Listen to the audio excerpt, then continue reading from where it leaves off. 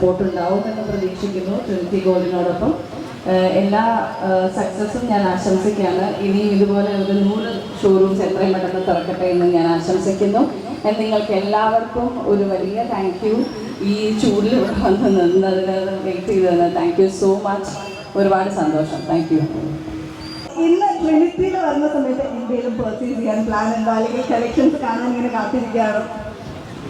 ഇപ്പൊ എല്ലാവരും പ്രത്യേകിച്ച് പ്ലാൻ ഇല്ല, പക്ഷെ അകത്ത് പോട്ടെ, നോക്കട്ടെ കളക്ഷൻസ് കാണട്ടെ.